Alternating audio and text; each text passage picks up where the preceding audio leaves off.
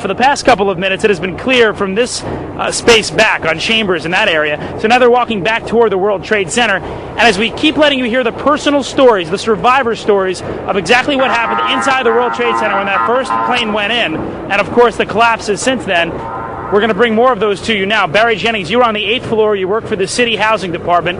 Explain to me the moment of impact. Well, me and Mr. Hess, the Corporation Counsel, were on the 23rd floor. I told him we got to get out of here. We started walking down the stairs. We made it to the 8th floor. Big explosion. Blew us back into the 8th floor. And I turned to Hess. I said, this is it. We're dead. We're not going to make it out of here. I took a fire extinguisher and I bust the window out. That's when this gentleman here heard my cries for help. This gentleman right here, and he kept saying, stand by, somebody's coming to get you. They couldn't get to us for an hour because they couldn't find us. You thought that was it? I thought we're dead. I thought that was it. I started praying to Allah. I said, that's it. We're gone. It's over. What was it like for you? You were inside there as well. It was pandemonium. I mean, it was something like out of a Bruce Willis Die Hard movie. He was there and he was crying, and there was another gentleman crying and for help. We couldn't get to him. We tried to get through we went through the buildings. We were lost.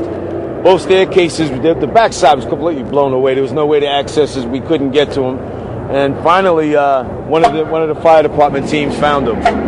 But we didn't think they were going to make it. Well, certainly you got out. Many others didn't. Of course, we don't have a number right now of fatalities or injuries. But I want to translate a story to you that another man told me. He was near the building. He was on the lobby level, near the shopping area, near the promenade. The elevator doors, he said to me, blew open. And when the doors opened, there was a man on fire inside that elevator. That is the kind of tragedy we are talking about here, and we're the World Trade Center. Hi, my name is Barry Jennings. I'm 52 years old. I've worked for 33 years at one location. Basically, that's it. I'm married, father of 4. That's it. Why don't you tell people your experience from the very beginning of the day on September 11, 2001? All right, it was, as I told you guys before, it was very funny. I was on my way to work, and traffic was excellent. I received a call that a small Cessna had hit the World Trade Center, and I was asked to go and man the Office of Emergency Management at the World Trade Center 7 on the 23rd floor. As I arrived there were police all in the lobby. They showed me the way to the elevator. We got up to the 23rd floor. Me and Mr. Hess, who I didn't know was Mr. Hess at the time, we got to the 23rd floor. We couldn't get in. We had to go back down. Then security and police took us to the freight elevators, where they took us back up, and we did get in. Upon arriving into the OEM EOC, we noticed that everybody was gone. I saw coffee that was on a desk. Still, the smoke was still coming off the coffee. I saw half-eaten sandwiches, and only me, Mr. Hess, was up there. After I called several individuals, one individual told me that to leave and leave right away. Mr. Hess came running back in and said, we're the only ones up here, we got to get out of here. He found the stairwell. So we subsequently went to the stairwell and we're going. After I called several individuals, one individual told me that to leave and leave right away. Mr. Hess came running back in and said, we're the only ones up here, we got to get out of here. He found the stairwell. So we subsequently went to the stairwell and we're going down the stairs. When we reached the 8th or the 6th floor, the landing that we were standing on gave way. There was an explosion and the landing gave way. And I was left there hanging. I had to climb back up, and now I had to walk back up to the 8th floor. After getting to the 8th floor, everything was dark. It was dark and it was very, very hot. Very hot. I asked Mr. Hess to test the phones as I took a fire extinguisher and broke out the windows. Once I broke out the windows, I could see outside below me. I saw police cars on fire, buses on fire. I looked one way, the building was there. I looked the other way, it was gone. I was trapped in there for several hours. I was trapped in there when both buildings came down. The firefighters came. They came to the window, and because I was going to come out on the fire hose. I didn't want to stay there any longer. It was too hot. I was going to come out on the fire hose. They came to the window. They started yelling, "Do not do that. It won't hold you." And then they ran away. See, I didn't know what was going on. That's when the first tower fell. When they started running, the first tower was coming down. I had no way of knowing that. Then I saw them come back. Now I saw them come back with more concern on their faces. And then they ran away again. The second tower fell. So as they turned and ran the second time, the guy said, "Don't worry, we'll be back for you." And they did come back. This time they came back with 10 firefighters. And they kept asking, "Where are you? We don't know where you are." I said, "I'm on the north side of the building," because when I was on the stairs, I saw north side. Excuse me. All this time, I'm hearing all type of explosions. All this time, I'm hearing explosions. And I'm thinking that maybe it's the buses around me that was on fire, the cars on fire. I don't see no, but I'm still hearing these explosions. When they finally got to us, and they took us down to what they called the lobby, because I asked them, I said, when we got down there, I said, "Where are we?" He said, "This was the lobby." And I said, "You got to be kidding me." It was total ruins. Total ruins. Now keep in mind, when I came in there, the lobby had nice escalators. It was a huge lobby. And for me to see what I saw, it was unbelievable. And the firefighter that took us down kept saying, "Do not look down." And I kept saying, "Why?" He said, "Do not look down." And we were stepping over people. And you can feel when you're stepping over people. They took us out through a hole that I don't know who made this hole in this wall. That's how they got us out. They took us out through a hole, through the wall, to safety. As they were taking me out, one firefighter had fallen. I believe he was having a heart attack. But before that, this big giant police officer came to me. And he says, "You have to run." I said, "I can't run. My knees are swollen." He said, "You're going to have to get on your knees and crawl in." He said, "Because we have reports of more explosions." And that's when I started crawling. And I saw this guy fall behind me. And his comrades came to his aid. They dragged him to safety. I was looking for an ambulance for my knees. And at that time, they told me, "We got to walk 20 blocks to refuge." Before I got there, Eyewitness News grabbed me and started interviewing me. And that's basically it. Now, real quick, I'd like, if possible, for you to elaborate on.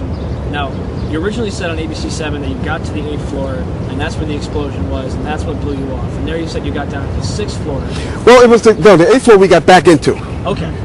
The 6th floor is when we got down to. Okay, so you made it all the way down from the 23rd floor all to the way down 6th floor. 6th floor. Right. That's when the explosion happened. Now, where did that originate from? Did the explosion come from under you? It was definitely under us. It was from under you. It definitely was under us. Now, did it like lift you up? Is that? Yeah, it blew us back, and then I found myself. I thought I was on a stair landing, but I wasn't. I found myself hanging on. So you want me to go into that? If you could. Yeah, sure. It was pitch black. You couldn't see anything. Right. If you could please elaborate on that. Sure. Just quickly. Okay. When I made it to the 6th floor, and there was an explosion. The explosion was beneath me. Keep in mind now, it's pitch black in there. All the lights went out. Yeah. So when the explosion happened, it blew us back. I'm thinking I'm standing on the landing. I'm actually holding on to a pole above us. Really? And I had to climb back up because Hess is yelling, "What do we do now?" I said, "There's only one thing we can do, and it's go back up." So that's when we went back up to the 8th floor, and I busted out that window. My other question was going to be, you said that you'd worked in the Office of Emergency Management since its inception in '99. Could you just tell people what the OEM was and your experiences with it, like how often you would be there, what the job of the OEM was? Okay. Excellent. When the Office of Emergency Management did an activation, they always included our locale. And what they did was monitor the emergency. They actually coordinated the emergency through several agencies.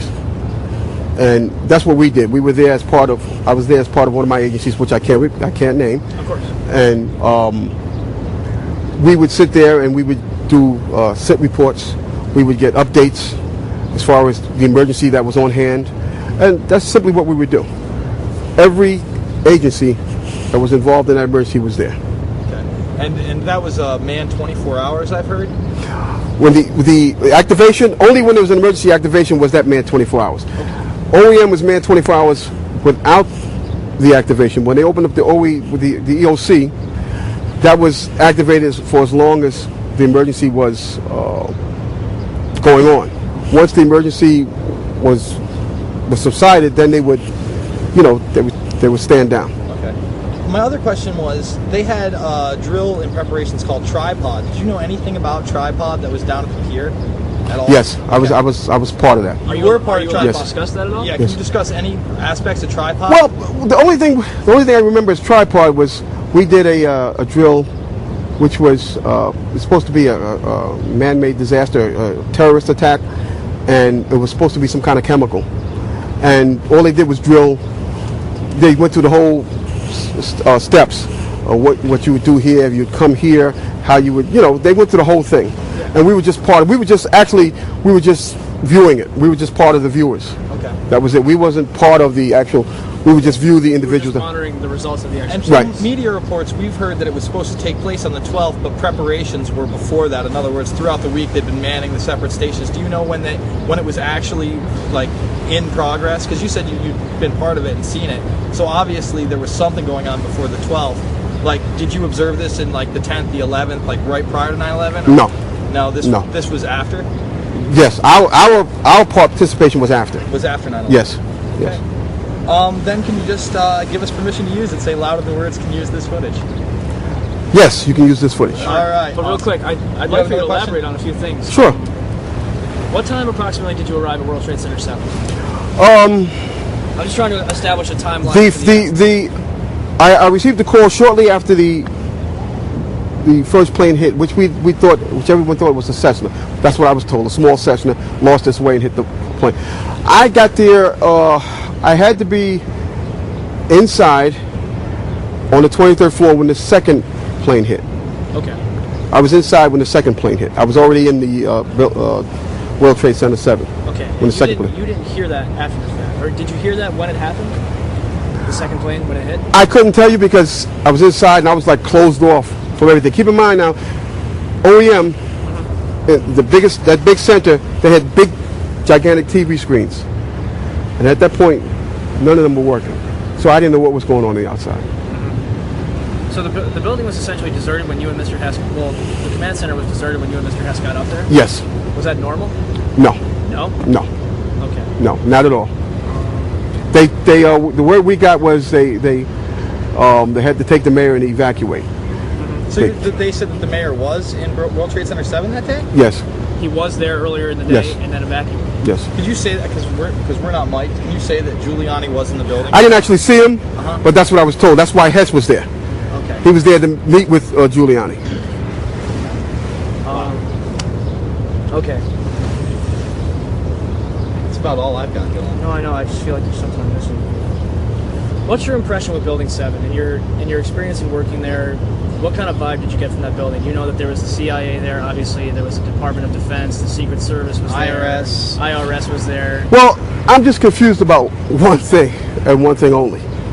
Why World Trade Center 7 went down in the first place. I'm very confused about that. I know what I heard.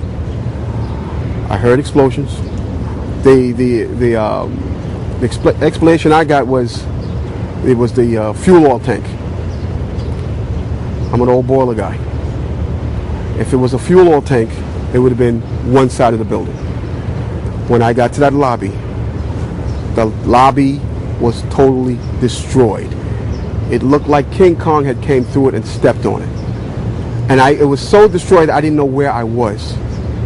And it was so destroyed they had to take me out through a hole in the wall. A makeshift hole that I believe the fire department made to get me out. Me and Mr. Hess out. I do have one more question. Did Sure. you ever talk to people from the 9/11 Commission, the Congressional Report, FBI, NIST, anybody? You did speak with them. Yes. Who did you speak with? They called me down. Which one? They were doing I think it was part of the 9/11 Commission. So was it the hearings at the new school? No. I can't tell you where it was because. Yeah. Okay. Yeah. Oh yeah, that's right. But they called me down there, and they asked me the same questions that you guys are asking me. And at that point, they said, "Okay, thank you." And they sent me on my way. And yeah, you told them pretty much everything you just told us. Yes. That you were in the building, got rocked by an explosion. Yes. All that. Yes. And you know that they didn't mention Building 7 once in the commission report. I told them that's where I was. No, That's I know, where I was. but you know that they didn't mention the building at all. I didn't, I didn't give it too much thought. I thought they were just doing, an into report or investigation on as to what happened. They got my point of view, and I haven't heard any more from them. All right, excellent. So you don't feel that you've gotten a satisfactory explanation for what happened inside that building? No. Not at all? The explanation that I got is about a fuel oil tank. No.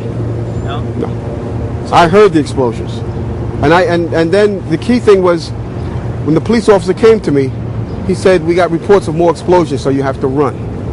Big tall guy. And that's after both towers have fell, correct? Yes. Yes. Now, to your recollection, excuse me, to your recollection, did the explosion on the 6th floor happen before the first tower collapsed, or the second one, or before both of them? Because I remember you said earlier you were actually trapped when both of them came down. I'm still in the building when both of them came down. You're still in the building. Are you trapped on the 6th floor when the buildings came down? Yes. Yes. Yes. Yes. So it's safe to say that explosion on the 6th floor happened before either tower fell? It definitely happened before either tower fell, and I'll tell you why. Barry, I'm sorry. Can you just wait for that chopper? Sure. Because this is vital. Because the whole official story, the whole reason that Building 7 collapsed, allegedly, is because the North Tower fell onto it and caused damage. And what people are going to say is, they're going to say, well, Barry was hit by debris from the North Tower. No. What happened was, when we made it back to the 8th floor, as I told you earlier, Yes. both buildings were still standing because I looked one way, looked the other way, now there's nothing there. When I got to the 6th floor, before all this happened, when I got to the 6th floor, there was an explosion. That's what forced us back to the 8th floor. Okay. Both buildings were still standing. Keep in mind, I told you the fire department came and ran. They came twice. Why? Because building Tower 1 fell, then Tower 2 fell. And then when they came back with all concern now, like, to get me the hell out of there. And they did. And then we got out of there. I got in the building a little before 9, a little after 9. I didn't get out of there until like 1. Yeah, that's right. Because the news report with Michael Hess was approximately around 1 p.m. Mm-hmm. Man, Barry, is there anything else you want to say? I mean, is there anything you want to clear up? Well, I like to say that, my mind is still there. That day I'll never forget. And the explanations that were given to me is totally unacceptable. Totally unacceptable. Because as I stated, I was there. I lived it. I lived through it. Actually, I thought I was going to die that day. Because me and Michael Hess did get on our knees and start praying. When we saw that there was nobody coming, there was no hope. We did get on our knees and start praying. And then there was the fireman that shined the light and says, "Anybody in here?" Those are the sweetest words I ever heard. Is there anybody in here? And I, at that time, I told Mike, I said, "Mike, you better get under the desk and pray to who you're going to pray to, because I'm going to pray to who I'm going to pray to, because it doesn't look like we're going to make it." And that's when that fireman came and saved our lives. Excellent. And you got out of the building around 1 o'clock, and that's when you pretty much crawled out on your knees, and that's when ABC 7 caught you, right? Yes. And there's really been no official follow-up with you, right? I mean, obviously the 9/11 Commission invited you to come testify, and that was it. I mean, you never heard anything back from them? No. I mean, I got several calls from several news reporters, and News 12 did come out to my home and interview me as far as what took place, but that was it. That was it. And it wasn't until some years later that I testified in front of them. It was very, to tell you, it was very scary, because they looked like very important people. Yeah. They were questioning me about certain things, and I don't know if they liked the answers I gave. I could care less. I gave my account of it, the truth, and that was it. When did you first start doubting Well, did you have your doubts that day as to why? Well, did you even see Building 7 come down at all? But you were probably well gone by that. No, I was long gone by then. When did you first hear it collapsed? And to my surprise, I was back in the office. Secretaries and things that were cleaning me up. I was disheveled. I even started crying because of the lives that were lost, and I was lucky enough to get out of there. When I got home, I sat down in front of the TV, and my wife said, "Why do you keep watching this? Why do you keep?" I couldn't stop watching it, and that's when I found out Building 7 came down. I was so surprised, and I'm saying to myself, "Why did that building come down?" And I knew why it came down, because of the explosions. And it was no fuel oil tanks.